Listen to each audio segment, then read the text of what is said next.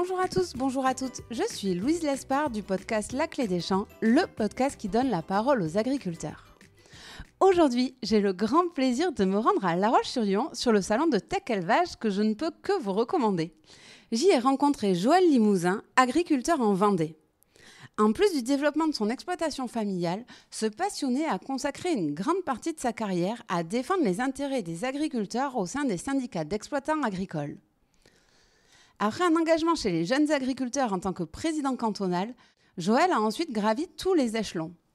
Président de la FDSEA Vendée pendant 17 ans, il a ensuite présidé la FRSEA Pays de la Loire avant de prendre des responsabilités au niveau national. Il a ainsi été jusqu'à occuper le poste de vice-président de la FNSEA. En plus de ce parcours syndical, Joël a été président de la Chambre d'agriculture de Vendée. On a bien entendu dans cet épisode parler du rôle des syndicats, mais j'ai aussi profité d'avoir Joël au micro pour échanger avec lui sur les élections des chambres d'agriculture qui sont actuellement en cours en ce mois de janvier 2025. Souvent discrètes pour le grand public, ces élections jouent pourtant un rôle important dans l'organisation du monde agricole. Elles ont lieu tous les 6 ans et sont bien plus qu'une formalité administrative. Ces élections reflètent les dynamiques syndicales, les préoccupations des agriculteurs et les orientations des politiques professionnelles à venir dans le secteur. Allez, je vous laisse en compagnie de Joël pour qu'il nous aide à comprendre tout ça. Bonne écoute!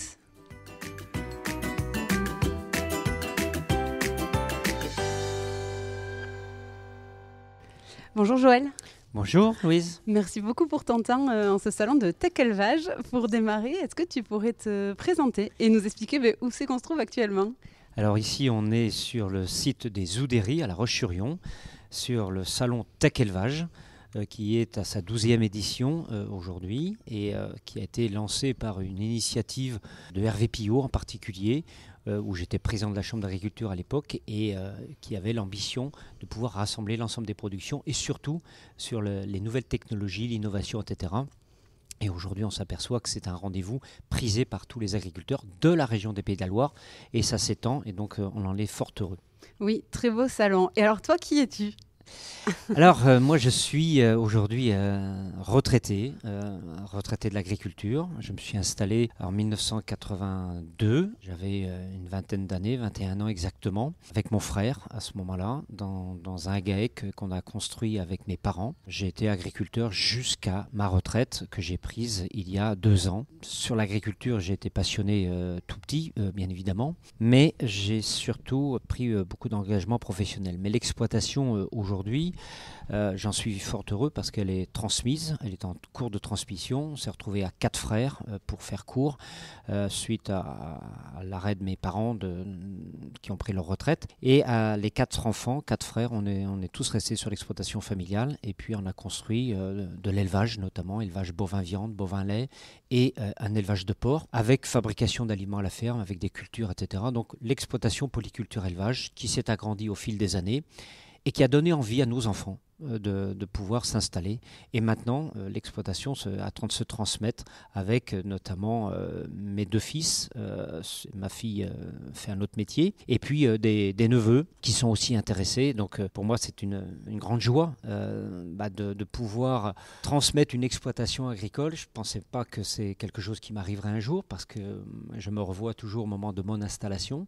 Et puis mes parents qui nous ont transmis le savoir, qui nous ont transmis l'envie d'être agriculteur, nourrir les gens, etc. C'est tout ça qui me guidait, en sachant qu'on a eu une installation très compliquée. Les banques, à l'époque, ne voulaient pas nous financer, on avait un projet trop ambitieux. Et donc, toute l'exploitation a été hypothéquée pour qu'on puisse faire nos preuves, parce qu'on avait un atelier de 84 truies dans notre projet, et alors que la banque voulait se limiter qu'à 42. Ah ouais, on n'était pas du tout sur les mêmes volumes qu'aujourd'hui. Donc l'exploitation aujourd'hui est avec 300 truies, mais c'est pour dire que cette situation a fait que c'était très compliqué et j'ai eu rapidement besoin du syndicalisme en particulier pour m'accompagner dans mon installation. Et ce qui a fait que mon installation s'est conjuguée avec mon engagement professionnel. Donc l'exploitation aujourd'hui, elle fait 385 hectares. On est 9 encore à travailler sur l'exploitation parce que je suis retraité, mais je travaille encore sur l'exploitation. Ça me fait du bien et j'en ai envie et ils ont besoin de moi aussi, donc j'en suis fort heureux. Donc ça va de 25 ans jusqu'à 63 ans, donc c'est un plaisir d'avoir toutes les générations, avec toutes les productions qui sont le lait avec 1,5 million de litres de lait produits sur l'exploitation, 40 vaches charolaises et un atelier de 300 truies naisseurs-engraisseurs, et puis toutes les cultures, blé, maïs, orge, triticale, sorgho pour nourrir et tous les bovins et tous les porcs. Donc ça, c'est la situation d'aujourd'hui, une exploitation qui a évolué dans le temps assez fortement, avec de l'irrigation, avec ce qu'on appelle des retenues collinaires.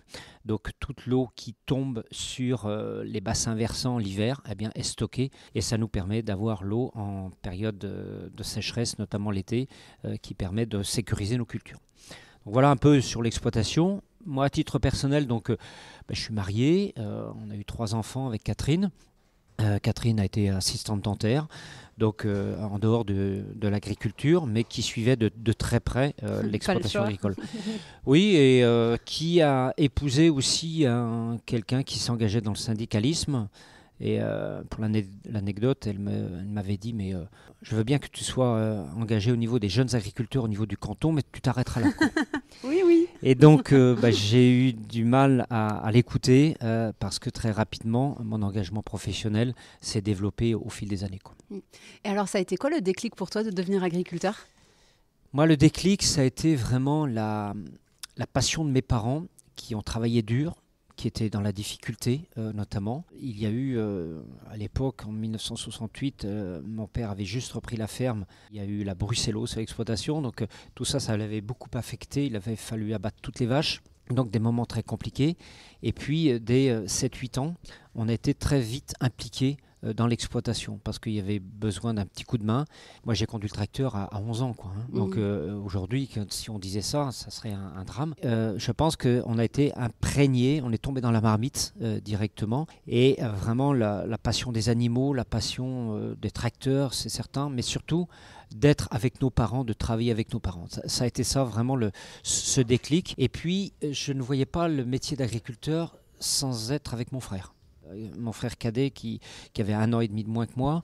Donc on a vraiment fait toute notre formation agricole quasiment ensemble et vraiment le projet d'installation on l'a porté ensemble et on a créé le GAEC, Groupement agricole d'exploitation en commun, avec nos parents et Daniel, mon frère. Et c'est vrai qu'à ce moment-là, on était en GAEC à 3 avec notre père.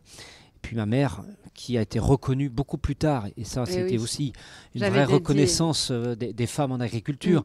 Quand je vois tout le travail qui a été fait par la FNSEA à l'époque, c'est vrai que c'est important quand aujourd'hui elle a 85 ans, quand elle voit que maintenant les femmes peuvent s'installer en tant qu'agricultrices, avoir un statut, y compris en GAEC, on peut faire un GAEC mari-femme, etc. Donc c'est toute une révolution qui s'est faite, mais pour elle, elle était aussi engagée dans le syndicalisme parce qu'elle était engagée dans ce qu'on appelait la commission féminine, quoi.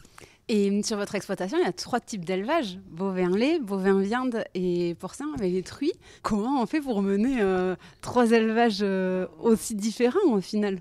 Oui, c'est des productions différentes mais très complémentaires. Puis c'était aussi une affaire de goût de chacun de nous, des différents frères. Moi j'étais plutôt passionné par le lait, Daniel plus par le porc, et c'est comme ça que l'atelier porc est venu en place. Il y a eu plusieurs choix à un moment donné. C'était soit un atelier de poules pondeuses, un atelier de votre boucherie ou un atelier porc. Bon, on est parti sur le porc. Avec le recul, je pense on n'a aucun regret, même si on a vécu des périodes très difficiles. On a eu des périodes de crise très, très lourdes où on avait du mal à sortir du résultat. On était en résultat négatif certaines années. Mais le fait d'avoir mis en place des cultures sur l'exploitation, fabriquer notre aliment à la ferme nous a permis d'aller vers l'autonomie, et y compris avec la gestion de l'eau, avec le stockage d'eau, faire du drainage sur les terres. Tout ça, ça nous a vraiment permis de sécuriser l'exploitation et de donner envie à mes autres frères, qui étaient plus jeunes, de venir s'installer. Et donc il y a eu un socle familial fort. La famille a été vraiment le socle fondamental dans l'adversité, dans la difficulté, eh bien, on se soudait les coudes. Et le fait d'avoir l'expérience des parents et nous, la jeunesse, moi, je vis la même chose maintenant en tant que retraité avec nos enfants et puis mes neveux. Mais c'est vrai que le GAEC, le fait de travailler en groupe, en collectif, m'a permis aussi de m'engager. Oui, on en reparlera. Et avant de parler de ton engagement, je voudrais parler de ta départ à la retraite. Tu l'as dit, c'était il y a 2 ans. Et après, tu as dit que tu t'étais resalarié. Oui. Mais on le voit, c'est très compliqué pour les agriculteurs de partir à la retraite.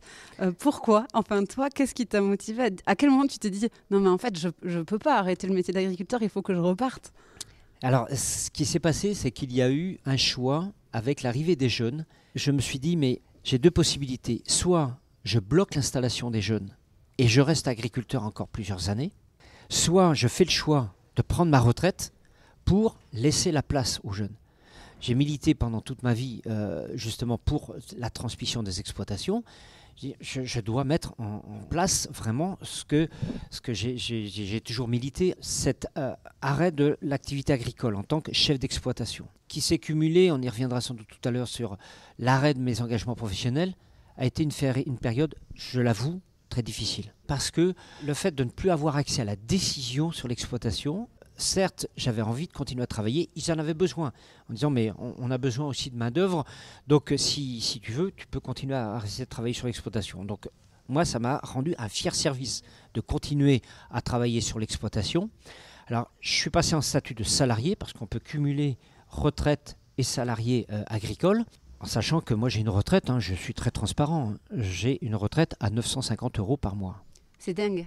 Donc voilà, c'est une réalité. Du coup, je suis salarié sur l'exploitation, sur la base d'un mi-temps.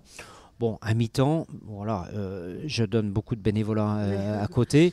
Moi, c'est un mi-temps qui est sur la base d'un 35 heures par semaine en gros, quoi. Je serais curieuse de savoir la part de l'agriculture française qui tient grâce aux retraités.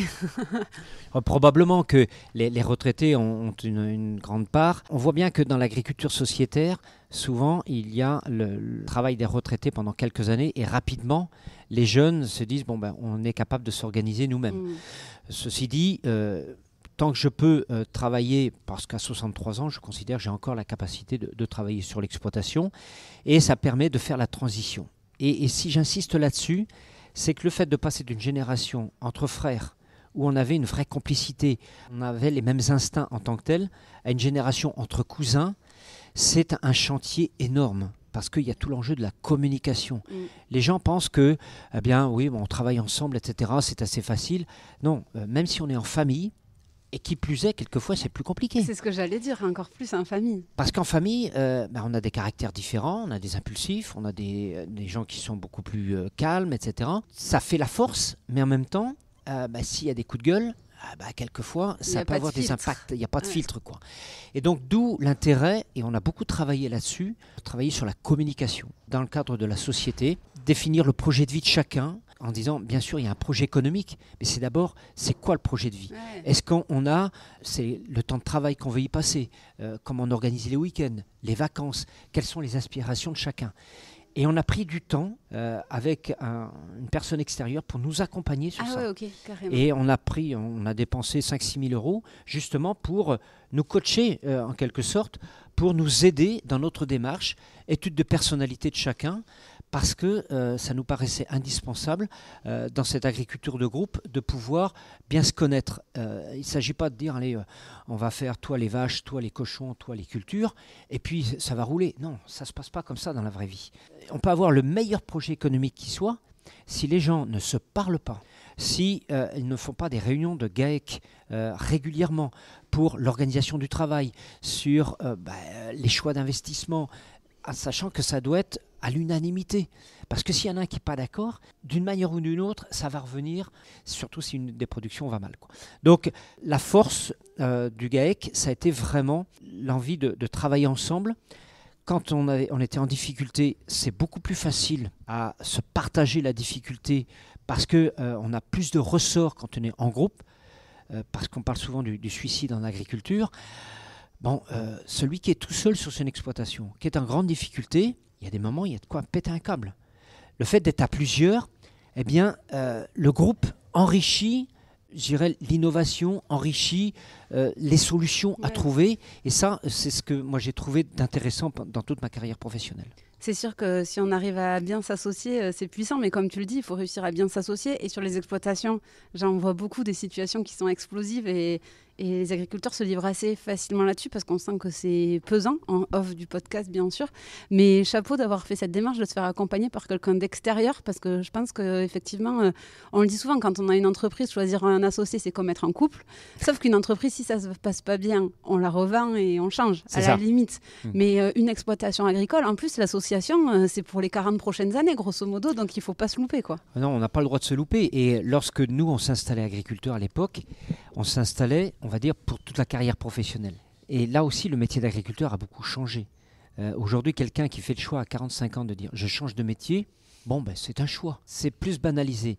Avant, dans ma génération, celui qui arrêtait, ça veut dire il n'a pas réussi. Il était un peu montré du doigt, quoi. Et ça l'est toujours un peu. Un agriculteur, aujourd'hui, il a quand même le poids des générations sur lui. C'est vrai, il y a encore cette exigence, mais moi, je vois que la jeune génération a beaucoup moins d'a priori là-dessus. Ouais, elle est un peu plus décomplexée. Et surtout avec les jeunes dont leurs parents ne sont pas agriculteurs. Oui. Et je pense que cette génération-là, cette catégorie de jeunes-là, jeunes filles ou jeunes hommes, nous ont apporté une vraie plus-value et trouvé une capacité en disant je peux m'installer agriculteur et peut-être changer de métier dans ma carrière professionnelle. Et ça, c'est beaucoup moins tabou. Ça l'est encore dans certaines situations, je l'accorde. Mais je sens que ça évolue énormément. Donc il faut qu'on prenne ça en compte, en sachant qu'on est quand même avec des investissements lourds, une industrie très lourde, quand on investit des marges faibles. quand même avec des marges faibles. Et aléatoires. Et quelquefois très aléatoires. On travaille avec le climat, avec le sanitaire. Regardez ce qui s'est passé avec la fièvre catarrhale ovine, la MHE, on en a parlé durant toute l'année sur les problèmes sanitaires dans les exploitations, que ce soit dans les moutons, les canards, l'influenza aviaire. Ça a été d'une violence inouïe. Et c'est pour ça qu'il faut véritablement avoir une vraie capacité de rebondir là-dessus, quoi. Très bien. Écoute, maintenant, j'aimerais parler de ton engagement syndical notamment, mais de toutes les casquettes que tu as eues au cours de ta carrière. Est-ce que tu peux nous faire un rapide, parce qu'après, on a beaucoup de sujets à aborder, mais la panoplie des casquettes que tu as eues, parce que tu fais partie de ces agriculteurs qui ont mis une casquette et après 2, 3, 4, 5, 6, j'ai l'impression. Alors c'est vrai que ça donne le sentiment de cumul de mandats, mais souvent c'est un mandat en entraîne un autre. Et il y a des liens très, très forts entre tout cela. Moi j'ai eu un parcours qui a été très progressif. J'ai démarré par les jeunes agriculteurs et ça a été une véritable école de formation pour ma part. J'ai senti du côté des jeunes agriculteurs, au-delà de la convivialité, mais le fait de travailler sur la formation des jeunes, sur l'installation des jeunes, toutes les problématiques qu'on avait en tant que jeunes installés, ça m'a permis vraiment d'être sans filtre et puis de dire carrément crûment tout ce qu'on pouvait penser, y compris devant un préfet, etc. Et donc ça m'a vraiment aidé, où j'ai démarré pendant quelques années, à 20 ans, président du centre cantonal des jeunes agriculteurs de mon canton, le Poiret-sur-Vie. Et très rapidement, je me suis engagé au niveau départemental, au niveau du centre départemental des jeunes agriculteurs à l'époque. Et en 1990, j'ai eu la chance de présider le comité d'organisation de la finale nationale de Labour, qui a eu lieu en Vendée et qui a été pour moi un vrai déclic, vraie formation avec des contacts avec les partenaires, les sponsors, etc. et organiser une manifestation qui accueille 90 000 personnes sur un week-end, ça a été génial, quoi, avec le Centre national des jeunes agriculteurs. Et aussitôt, dans la foulée, je me suis retrouvé président du CDJA en 1991 ou 92. Et puis, 95-96, président de la FDSEA. Donc, c'est la FNSEA, mais au niveau départemental. Voilà, donc c'est la Fédération nationale des syndicats d'exploitants agricoles, mais au niveau départemental. Et j'ai été président de cette structure départementale en Vendée pendant 17 ans. Alors certains vont dire, mais quel bail très long. Bon, je pensais pas à... Une année entraînant une autre. Voilà, c'est vrai que j'ai été président, j'ai succédé, et là ça a été quand même quelque chose de périlleux pour ma part, parce que j'ai eu énormément peur, parce que j'ai succédé à Luc Guyot, qui a été président de la FNSEA, qui a été président des chambres d'agriculture également, qui a été président de la FAO. Donc c'était une grande personnalité au niveau du département, mais qui m'a vraiment fait la place et qui m'a fait confiance. Mais à 36 ans, avec quand même des administrateurs qui avaient de la bouteille, qui avait de l'expérience, etc., j'étais dans mes petits souliers les premières années. Mais très rapidement, les agriculteurs vendéens m'ont fait confiance et ont renouvelé régulièrement les mandats. Et jusqu'au moment où j'ai dit j'arrête. Et parallèlement, au bout de 5-6 ans de présidence de la FDSEA, j'ai pris la présidence de la fédération régionale des syndicats d'exploitants agricoles. C'est le moment où tu as pu écouter ta femme. donc là, ça fait longtemps que je n'ai pu écouter ma femme, effectivement. Je lui disais, non, c'est juste un petit truc en plus. Et puis, non, c'était pas le petit truc en plus. Ça m'a pris énormément de temps. Mais tout ça, j'ai pu le faire grâce à l'acceptation de mes associés du GAEC. Et ça, je leur dois une fière chandelle. Je n'aurais jamais pu m'engager à ce niveau-là, départemental, régional, même au niveau des jeunes agriculteurs, si ils n'avaient pas accepté. Donc on s'est organisé avec un salarié qui travaillait sur l'exploitation pour me remplacer. Et donc après la FRSEA, il y a eu le lien avec la FNSEA. L'engagement au conseil d'administration de la FNSEA m'a amené assez rapidement pour prendre des dossiers tels que les risques climatiques et les risques sanitaires. Et très rapidement, j'ai été mandaté, notamment par Xavier Belin, qui nous a quittés malheureusement, qui était président de la FNSEA à l'époque, qui m'a dit « mais ça serait bien que tu puisses prendre le dossier sanitaire et le dossier climatique ». On était dans les débuts où il y avait quand même déjà des problèmes climatiques et on avait beaucoup de débats sur l'assurance climatique. Et donc on a mis ça en place et parallèlement, il y avait avec le dossier sanitaire une réflexion sur la mise en place d'un fonds de mutualisation sanitaire et environnementale.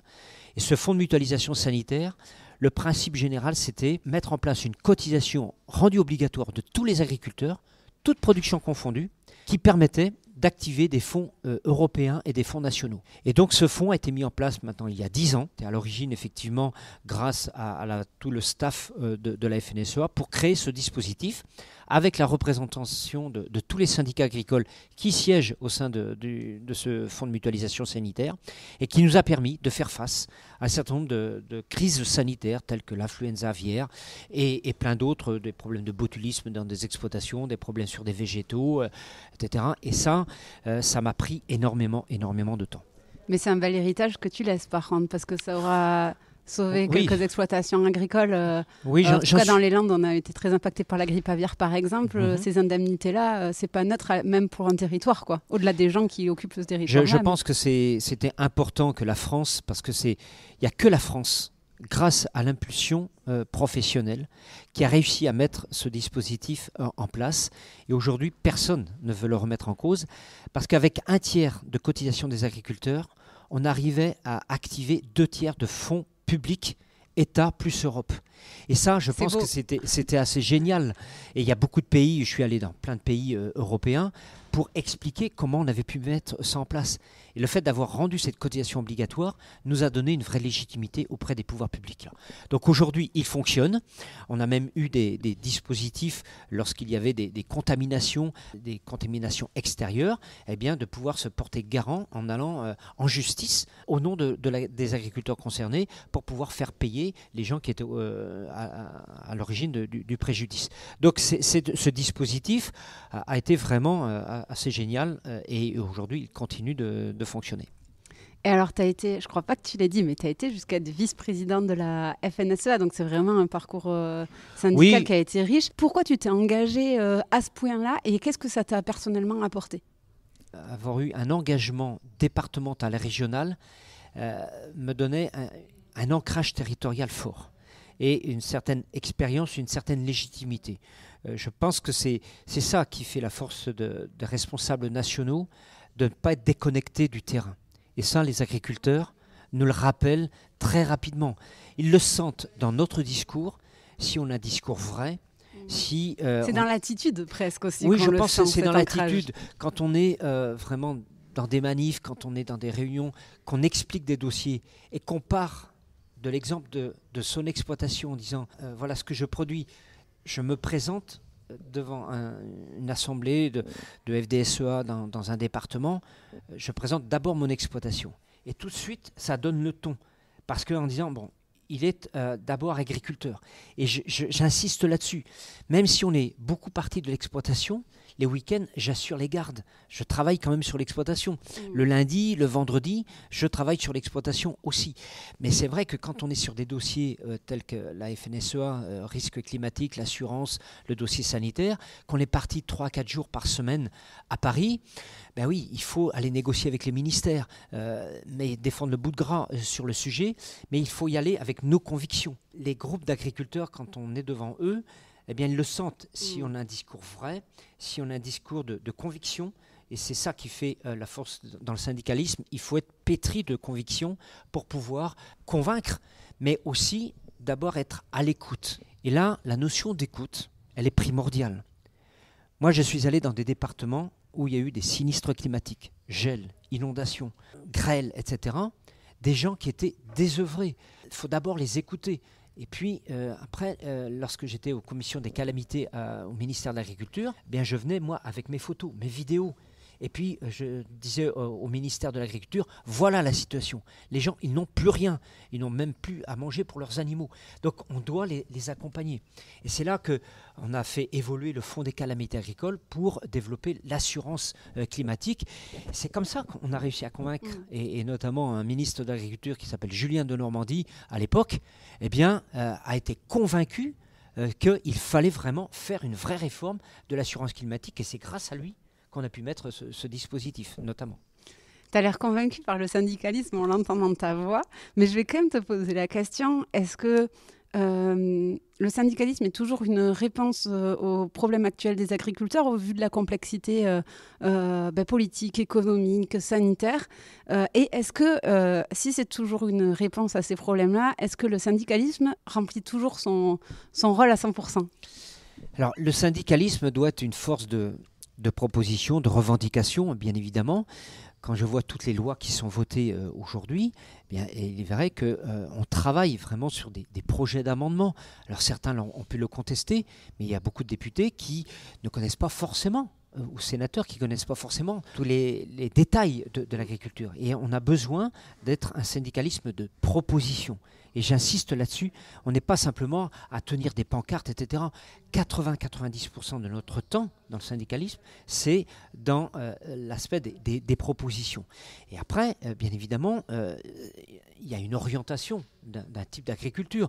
On a plusieurs syndicats agricoles qui existent, la FNSEA, les jeunes agriculteurs, qui sont sur une vision d'entreprise en tant que telle, avec un aspect du collectif, bien évidemment, la défense de toutes les productions. Et la FNSEA, on a toutes les productions, tous les territoires différents, mais avec des désaccords quelquefois qui sont terribles. Mais il faut trouver des arbitrages. Puis après, on a la Confédération paysanne, qui est notre vision de l'agriculture, et la coordination rurale, qui est née de la situation de la réforme de la PAC en 1992. Mais tous ces syndicats, après, peuvent se retrouver dans une chambre d'agriculture pour justement accompagner tous les agriculteurs. Et c'est là tout le système agricole aujourd'hui fait que le syndicalisme a sa place prépondérante pour être dans la revendication, dans la force de proposition, et puis une chambre d'agriculture qui se retrouve avec un financement notamment par les agriculteurs, où tous les agriculteurs financent notamment par une taxe à une chambre d'agriculture, et une chambre d'agriculture doit répondre à tous les agriculteurs. Et c'est ça qui est important, même s'il y a une majorité syndicale qui apparaît, c'est une orientation d'un type d'agriculture qui est défendue, mais une chambre d'agriculture a le devoir de pouvoir répondre à tous les agriculteurs, que ce soit dans le conseil individuel, dans le conseil collectif, dans l'accompagnement des jeunes à l'installation. Je pense qu'il faut bien faire la distinction. Pour l'ensemble de la population, ça peut paraître un peu compliqué, mais c'est ça qui fait la force de l'agriculture avec toutes les organisations professionnelles. Aujourd'hui, je profite d'avoir un retraité ancien haut placé à la FNSEA et avec un engagement syndical fort. Mais tu vois, de l'extérieur, il y a eu des moments où, notamment pendant la crise agricole de début d'année dernière, je trouve que le syndicalisme a montré une image relativement politisée, presque. En fait, tout s'est bien passé au démarrage quand c'est parti parler d'une voie commune. Après, il y a eu la phase où il fallait proposer des actions. Et là, ça a donné un peu l'impression d'une cacophonie entre les différents syndicats. La faute à qui, j'en sais rien, je te laisserai nous expliquer. Mais en tout cas, je trouve que ça a un peu desservi l'avancement des chantiers pendant un temps et que le grand public, vu de l'extérieur, s'est dit mais... En fait, le monde agricole, ils savent pas ce qu'ils veulent. Il y en a un qui nous dit A, il y en a un qui nous dit B. Déjà qu'ils se mettent d'accord entre eux, puis après, ils reviendront, quoi, en gros. Oui, alors c'est vrai qu'il y a eu cette vision un peu différente avec des approches, notamment de certains syndicats, on va dire la coordination rurale, qui avait une approche beaucoup plus virulente en tant que telle, alors que la FNSEA, les jeunes agriculteurs, étaient plutôt dans la relation avec la population pour faire comprendre nos difficultés. Et on voyait bien qu'on avait une confiance et une solidarité de la population à l'égard du monde agricole en général. Effectivement, je partage ce que tu dis sur la politisation qui ne nous a pas rendu service. Bon, pardon de faire cette digression, mais quelquefois, médiatiquement, c'est toujours un peu facile. Il y a la volonté de toujours cataloguer un syndicat. Allez, c'est plutôt de droite, c'est plutôt de gauche, etc. Mais on s'en moque. On s'en moque de tout cela. Dans notre organisation syndicale, la FNSEA, on ne sait pas pour qui les gens votent. Mais ce qui nous importe, c'est est-ce qu'on est capable de défendre un projet pour l'agriculture, en sachant qu'avec les états généraux d'alimentation, il y a eu une véritable avancée pour construire le prix en marche avant, etc. Et ça a été la construction d'une loi qui s'est faite parce que le syndicalisme a fait des propositions. Mais il est vrai que l'hiver dernier, ça a plutôt bien démarré et la sortie de la manifestation a été un peu compliquée parce que les ministres ou le monde politique a joué un petit peu avec ça. Et quelquefois, on est tombé dans le piège, nous, les organisations syndicales, de tel ou tel parti politique. Et c'est ça, le conseil que je me donne encore, mais que je donne à toute organisation syndicale. On travaille avec les élus du peuple. Et si à un moment donné, le peuple a décidé de mettre des gens de gauche, des écolos, des gens de droite ou d'extrême droite, c'est le peuple qui est souverain. Notre obligation est de travailler avec ceux qui sont au pouvoir et qui sont en phase de décision.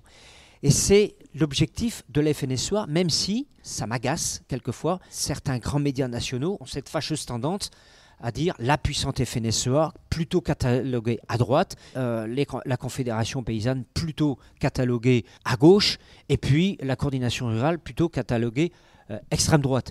Ça agace tout le monde. Et plus encore, les agriculteurs qui disent mais qu'est-ce qu'on en a à foutre de cela ? Nous, ce qu'on veut, c'est que nos dossiers avancent et que tout ce qui avait été décidé aux manifestations, eh bien, ce soit mis en application.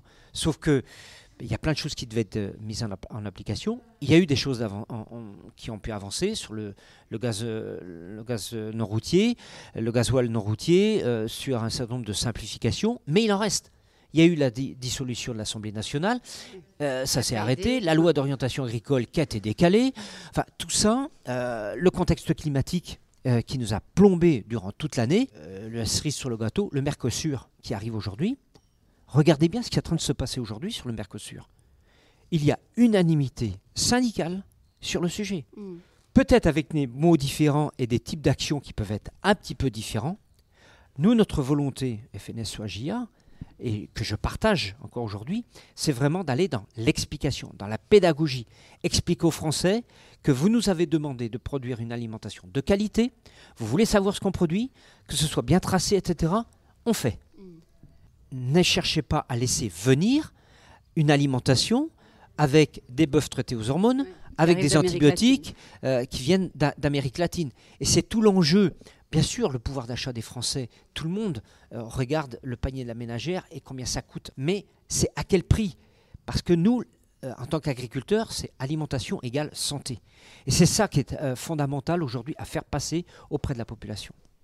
Est-ce que toi qui as un fort ancrage dans ton territoire, tu sens un essoufflement syndical de la part des agriculteurs ? Je vais reprendre les chiffres, mais j'ai trouvé une étude de la FNSEA de 2019-2020 où on voit que 50% des agriculteurs interviewés, c'était 1400 agriculteurs du panel, donc c'est un petit échantillon, ne sont plus syndiqués. Par contre, ceux qui le sont très fidèles. Et que aussi, autre fait que je trouvais intéressant, les jeunes font moins confiance aujourd'hui dans les syndicats que les plus de 60 ans dans cette étude-là. Est-ce que ça, c'est des signaux que tu perçois, toi ? Oui, c'est des signaux qui sont quand même une certaine alerte qu'on doit avoir tous en tête. Et je pense que ça passe par un vrai travail auprès des plus jeunes. Et je pense que les plus jeunes, c'est notamment ceux qui n'ont pas de famille d'agriculteurs, qui n'ont pas baigné dans l'aspect du syndicalisme. Et que si on ne prend pas le temps d'expliquer ce qu'est le rôle du syndicalisme. Ce n'est pas pour dire on a une préférence pour l'un ou pour l'autre, mais c'est d'expliquer, parce que moi, à une époque, on nous expliquait le syndicalisme, le rôle du syndicalisme, à quoi ça sert. Et je pense que ça manque, me semble-t-il, dans nos établissements de formation, de parler du syndicalisme, les corps intermédiaires. Et je le dis assez à l'aise, c'est que le président de la République actuel a eu la fâcheuse tendance, quand il est arrivé président de la République, de négliger les corps intermédiaires. Et ça a été une erreur magistrale.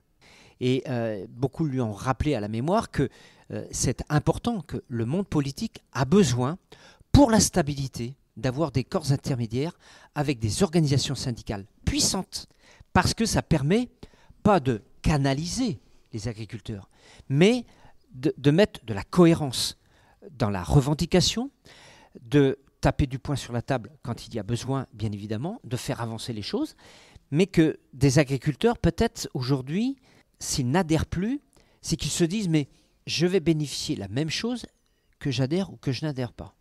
Parce que tous les acquis syndicaux obtenus auprès du monde politique, eh bien, ils ne sont pas réservés qu'aux adhérents de tel ou tel syndicat. Ils sont mis en place pour tous les agriculteurs. Et c'est cela qu'on a besoin d'expliquer à toute la jeune génération, que si demain on veut avoir un corps intermédiaire fort, un syndicalisme puissant, qui est capable d'arriver à faire avancer des choses telles que le Mercosur, telles que les états généraux de l'alimentation, la construction du prix en marche avant, en partant du producteur. Si on n'avait pas eu le syndicalisme pour le faire, et là, tout le monde est en train de se rendre compte que demain, on pourrait dépendre en matière d'alimentation des autres pays. C'est la perte de la souveraineté alimentaire, et je dirais même peut-être demain la perte de l'autonomie alimentaire. Et ça, c'est le plus terrible pour un pays. On a parlé de la vision du syndicat par les agriculteurs, il y a aussi la vision du grand public. J'habite à Bordeaux, ville écolo-bobo par excellence, sans vouloir lui manquer de respect. Franchement, dans mon bureau, là, si je dis FNSEA, il y a déjà les poils qui se hérissent et vous êtes quand même perçu comme le diable qui est le lobby de l'agriculture conventionnelle, des industriels. Vous avez cette image-là auprès du grand public. À ton avis, pourquoi ? Oui, je pense que c'est une affaire qui date depuis très longtemps sur l'aspect agro-business. En plus, on a focalisé sur des personnalités, notamment des présidents de la FNSEA, que ce soit Xavier Belin quand il est arrivé président de la FNSEA. Ça a marqué un vrai coup fort auprès de la population, auprès de l'opinion publique, même dans les rangs des agriculteurs. Parce que depuis tout temps, pour l'équilibre des territoires et des productions, c'était souvent un éleveur qui était président de la FNSEA. Le monde de l'élevage, c'est là qu'il y a le plus de population agricole et qui amenait à avoir beaucoup de gens qui se fédéraient derrière. Aujourd'hui, on a beaucoup d'adhérents qui sont en montagne, qui sont adhérents de la FDSEA, de la FNSEA, et qui sont sur des petites exploitations. Et c'est ça toute la difficulté de communication, et je pense qu'on a beaucoup manqué dans l'explication ce que sont les adhérents de la FNSEA, avec toute la diversité des territoires et des productions. On a du mal à s'en défaire, c'est certain.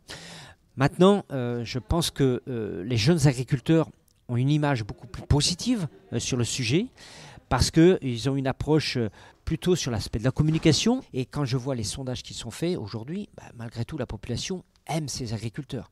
Oui, ça, Après, sur le dossier qui a quand même fait mal, c'est le dossier de l'eau, par exemple.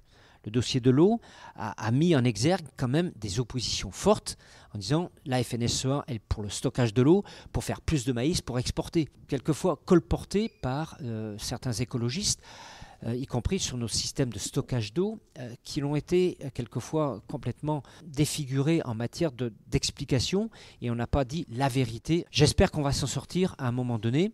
Le mieux, c'est souvent de faire venir la population qui ne sait rien dans nos exploitations. Et ça, on a peut-être du mal à le faire. Moi, je le fais assez régulièrement. Je vous avoue que ça change complètement l'image. Ouais, y compris, moi, quand on a fait une porcherie, on a fait venir toute la population de la commune qui était dans le lotissement à côté pour voir ce qu'était une porcherie. Du jour au lendemain, ça a changé le visage. Ça, c'est sûr que ça change l'image de l'agriculture, mais je ne sais pas si ça change l'image de la FNSEA. Et je trouve ça drôle parce que tu vois, j'en parlais avec Jordi, donc qui est président de Tech Élevage. Je ne sais pas lequel de vos épisodes sortira avant ou après l'autre, mais lui, il est aux jeunes agriculteurs. Et donc les jeunes agriculteurs, le prolongement des JA, globalement, c'est plutôt la FNSEA. Le parcours syndical veut ça. Les jeunes agriculteurs ont une image hyper positive. Et la FNSEA, pas du tout. Donc, je ne sais pas si la solution, c'est que vous changez de nom. Je ne sais pas s'il faut changer de nom. Ça ne changera pas forcément grand-chose. Après, c'est dans la communication. Je pense qu'Arnaud Rousseau, aujourd'hui, dans toutes les explications qu'il peut donner, il a une approche très légitime, y compris sur l'aspect de l'élevage. Et je trouve qu'aujourd'hui, même si on est attaqué bille en tête, je pense qu'il ne faut pas varier à partir du moment où on répond à l'enjeu, bien sûr, des agriculteurs pour la défense des agriculteurs, mais aussi de pouvoir se rapprocher de la population. Et je pense que c'est ce gros travail de relation. Regardez ce qui s'est passé avec le Tour de France. Le Tour de France, la FNSEA est dans la caravane du Tour de France. Eh bien, elle avait une image très positive. Eh bien, d'année en année, les agriculteurs sont fiers de porter le t-shirt FNSEA sur le Tour. Très bien. Et il y a un enjeu qui est important pour les syndicats, là. C'est janvier, c'est les élections des chambres d'agriculture qui sont tous les 6 ans. Les dernières étaient en 2019, la prochaine est en janvier 2025. D'abord, est-ce que tu peux nous expliquer le lien entre les syndicats et la chambre d'agriculture ? Alors, la chambre d'agriculture, aujourd'hui, c'est une chambre consulaire qui se retrouve avec tous les agriculteurs comme ressortissants. On a plusieurs collèges et la représentation, on va dire, syndicale se fait à partir du collège des chefs d'exploitation où là, il y a une élection qui permet de comptabiliser en quelque sorte par un vote de tous les agriculteurs qui votent pour tel ou tel syndicat et qui définit une majorité. Et c'est cette majorité qui va piloter cette chambre d'agriculture, en sachant qu'on a d'autres collèges tels que le collège des anciens exploitants, tels que le collège des coopératives, le collège des salariés de la production agricole, le collège des salariés des organisations professionnelles, et qui permet d'avoir une multitude de représentants, c'est 45 élus au sein d'une chambre d'agriculture départementale, et qui permet donc de pouvoir gérer notamment les liens avec les agriculteurs pour accompagner les agriculteurs, mais aussi d'être en relation avec les collectivités territoriales. Et ça, c'est fondamental. La chambre d'agriculture a une mission majeure sur l'aménagement du territoire, sur les avis qu'elle peut donner, sur des permis de construire, sur des aspects d'aménagement avec les communes, les communautés de communes, mais aussi le conseil départemental, mais aussi en prise directe avec le préfet. Oui, donc c'est intéressant, c'est que on va appeler ça le conseil d'administration des chambres d'agriculture est composé des acteurs de l'ensemble des acteurs du monde agricole. J'ai vu qu'il y avait même un poste pour le crédit agricole, certains pour les coopératives, comme tu nous as dit. Et donc, j'ai vu que c'était 54,5% des sièges qui étaient dédiés aux agriculteurs. Et donc, c'est ce que tu nous expliques, que du coup, les syndicats présentent une liste et que la liste majoritaire remporte ces sièges-là, en fait. C'est ça, donc c'est un principe d'élection, bien entendu, avec celui qui a la majorité, automatiquement à la moitié des sièges, et puis après, ça se fait à la proportionnelle, et qui fait que, aux dernières élections, la FNSEA avait 55% des voix, en gros, elle était majoritaire. Oui, je crois qu'il n'y a que 3 chambres d'agriculture qui ne sont pas FNSEA ou JA. Oui, en tout France. à fait. Et actuellement. Donc, qu'est-ce qui va se passer aux prochaines élections ? Alors, bien évidemment, moi, je milite, bien sûr, pour que la FNSEA et les jeunes agriculteurs puissent être majoritaires dans toutes les chambres d'agriculture, en sachant que les autres syndicats, qui sont minoritaires, siègent à la Chambre d'agriculture et ont tout à fait voix aux décisions et puis peuvent partager. Alors bien sûr, ils ne peuvent pas forcément faire passer leurs orientations en tant que telles, mais il y a des sujets sur lesquels on peut être complètement d'accord. Par exemple, sur la politique de l'eau, moi je vois sur un plan départemental, la FNSEA, les jeunes agriculteurs et la coordination rurale, on avait la même vision sur les systèmes de stockage de l'eau. La Confédération paysanne avait une vision un peu différente. Le débat sur les réserves de substitution, appelées communément les bassines, terme que je récuse en permanence, mais quand on n'explique pas aux gens ce que c'est exactement, c'est problématique et on arrive à des situations conflictuelles. Mais je pense qu'aujourd'hui, une chambre d'agriculture doit véritablement amener à porter du conseil aux agriculteurs, mais aussi, c'est ce message que je veux faire passer, c'est que cette chambre, elle est aussi l'interface avec les collectivités et le préfet notamment, qui est toujours à l'écoute du président de la Chambre d'agriculture, y compris sur les aspects sanitaires. Eh bien, le président de la Chambre d'agriculture est aux premières loges lorsqu'il y a des problématiques qui peuvent se poser. Ouais, d'où l'importance de ces élections, puisque donc c'est les agriculteurs qui votent pour une liste ou pour une autre. Et en gros, là, on est en train de se demander si la crise agricole n'a pas un peu bousculé le visage de le syndical. Et notamment, c'est la coordination. Tu me dis si je me trompe, mais j'ai le sentiment que c'est plutôt la coordination rurale qui est en train de pointer le bout de son nez. Et donc, les élections vont en partie livrer une vérité du paysage syndical. Oui, alors c'est vrai qu'il se trouve qu'il y a une actualité Mercosur qui tombe à ce moment-là. Après, chacun fera la lecture qu'il souhaite, bien évidemment, et profiter d'un événement on va dire international pour pouvoir compter ses voix et puis faire le plus fort possible. Après, le système jusqu'au boutiste de certains, allez, sans faire trop de confidence, moi j'ai vu quand même des gens de la coordination rurale de mon département tout à l'heure. Je ne suis pas sûr qu'ils partagent complètement ce qui peut se passer dans le Lot-et-Garonne. Comme ça, les choses sont dites.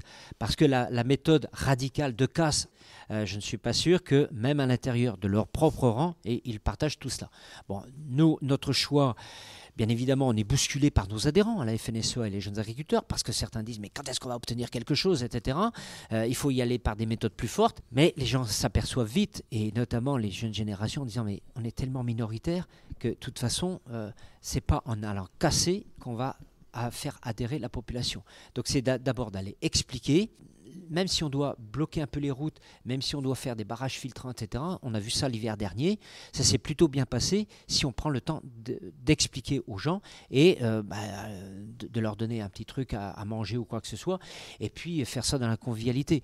Mais aujourd'hui, la volonté de la FNSEA n'était pas de bloquer, mais de faire des marquages, le bâchage par exemple des entrées de bourgs de communes qui a pu être fait là, ces débuts de semaine, c'est véritablement d'interpeller l'opinion en disant mais regardez ce qui est en train de se passer. Est-ce que vous voulez que votre alimentation soit véritablement de chez nous ou vienne d'ailleurs? Après, il y a un aspect d'élection, automatiquement, chacun sort ses arguments, quoi. Eh ben, on verra ce que ça donne. Bon, et dis-moi, pour clôturer cette interview, avec tous ces postes que tu as eu, plus une exploitation à gérer, c'est quoi ton secret pour gérer le stress? Mon secret, c'est le sport. Mon secret, c'est le sport et je pense que dans le sport, j'ai trouvé toute la capacité à pouvoir prendre le recul, l'aspect de l'écoute des autres, prendre vraiment cette capacité de zénitude par la course à pied.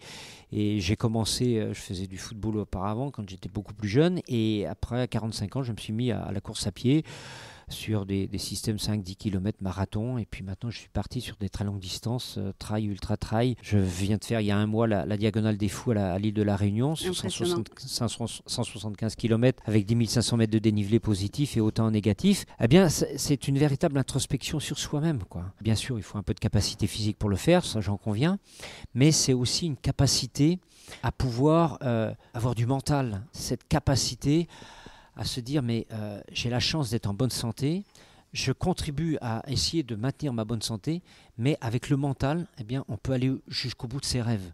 Et c'est ça, moi, le véritable enjeu de se lancer des défis. Et je pense que, par exemple, tous les mercredis matins, avant d'aller au bureau de la FNSEA, eh bien, j'allais avec une collègue, Cathy Fèvre-Pierret, qui est la présidente des agricultrices de la FNSEA aujourd'hui. Eh bien, on allait monter 4-5 fois les marches de Montmartre pour s'entraîner. Ça défoule. Et ça défoule. Quand on fait ça 6 heures du matin, juste avant le bureau de la FNSEA, on est en pleine forme après. Vous avez un grain, les agriculteurs, quand même, je vous le dis. Hein. Mais j'avoue vraiment que moi, je ne peux pas me passer de la course à pied. Je fais vraiment de la course à pied toutes les semaines. Je ne peux pas passer plus de 3-4 jours sans avoir fait de la course à pied. Ça me permet de prendre le calme et puis d'être plus à l'écoute, sinon je stresse. Donc voilà, je m'accomplis vraiment actuellement en tant que retraité, coureur à pied, travailler un peu sur l'exploitation, venir à Tech Élevage et puis venir quelques invitations ici, revoir des agriculteurs. C'est vraiment la passion, quoi. Et tant que je serai en bonne santé, la course à pied m'aidera à continuer. Mais écoute, pourvu que ça dure, c'est tout ce que je te souhaite. On va passer aux questions de fin maintenant. La première, c'est qu'est-ce qui te rend fier à toi d'être agriculteur et puis de t'être investi comme ça dans le syndicalisme? Ce qui me rend fier d'être agriculteur, c'est de contribuer à l'alimentation de qualité pour tous les concitoyens et de voir que nos produits sont achetés par des gens qui sont curieux de savoir d'où ça vient et comment ça a été produit. Deuxième fierté, c'est que tous nos territoires, s'ils sont entretenus, s'il y a des paysages, des terres cultivées, etc., eh bien c'est parce que nous, on y contribue. Partout où il n'y a plus d'agriculteurs, eh bien c'est la friche qui a pris le dessus et c'est des territoires qui se ferment. Et c'est des territoires qui n'accueilleront plus de touristes. Et ça, je pense que c'est quand même fondamental. Et puis, notre fierté, c'est de transmettre. Transmettre nos acquis, notre expérience. Nos parents nous ont transmis une exploitation qui était ce qu'elle était à l'époque. Je pense avoir contribué à l'améliorer avec mes frères. Et puis le fait de la transmettre à nos enfants qui ont une autre vision de l'agriculture, qui travaillent avec l'intelligence artificielle, qui travaillent avec les nouvelles technologies, tout en ayant la volonté d'aller avec l'agronomie. Moi, je suis vraiment heureux de voir mes enfants prendre du temps pour regarder le sol, la vie des sols, etc. Mais je dis, mais ce métier, il n'est pas perdu, quoi. Ça veut dire qu'on a réussi à transmettre ce savoir que si on fait telle culture dans telle parcelle, c'est parce que eh bien, nos parents nous l'ont dit, attention ici, il y a des risques, etc. Et puis, travailler le sol différemment, travailler autrement, je pense que c'est ça qui est fondamental. Et qu'avec le changement climatique, eh bien, ils vont avoir des sacrés défis et je pense qu'ils vont le réussir à condition, bien évidemment, que la recherche continue, l'innovation, et on est en plein avec le salon tel qu'on le vit aujourd'hui ici à Tech Élevage, mais aussi d'apprendre à s'écouter avec la population.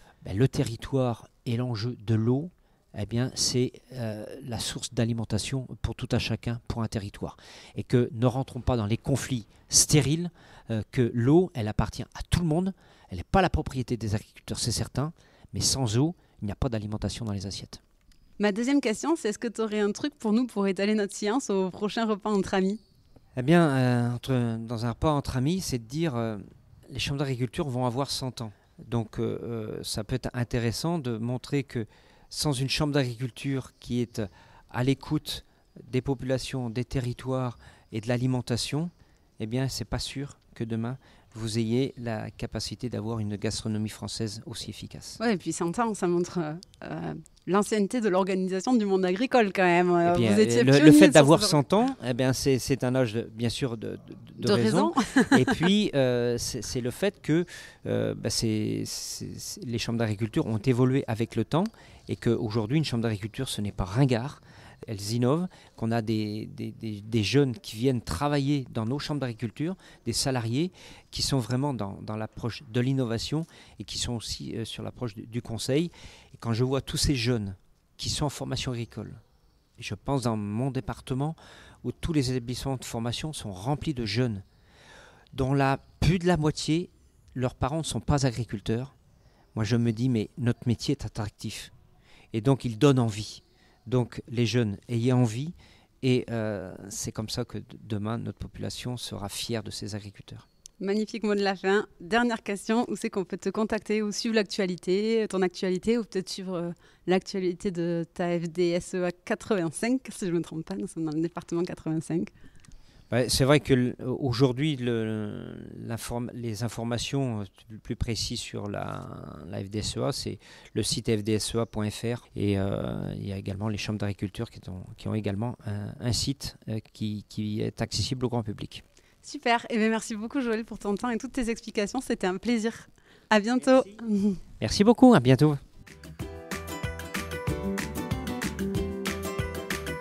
Et voilà, c'en est fini pour aujourd'hui. Vous souhaitez aller plus loin dans la découverte de l'agriculture ? Si vous êtes dans une entreprise qui travaille au contact du monde agricole, sachez que la Clé des Champs propose des formations à cet effet. L'objectif ? Mieux connaître les réalités du métier d'agriculteur pour vous permettre de mieux performer dans votre job. Après avoir suivi un module e-learning où des experts reconnus vous expliquent les enjeux auxquels est confronté le monde agricole, vous partez passer une journée en immersion à la ferme avec vos collègues et maximum par groupe de 5 pour un véritable vie-ma-vie d'agriculteur. L'occasion de passer de la théorie à la pratique et de profiter d'un temps d'échange privilégié avec l'agriculteur qui vous reçoit. Plus d'informations et inscriptions sur www.laclédeschamps-podcast.fr. Et avant de partir, dernière chose, si le podcast vous plaît, n'hésitez pas à lui mettre une note 5 étoiles ou à en parler autour de vous. Ça m'aide énormément à faire connaître le podcast. Merci beaucoup et je vous dis à très très vite.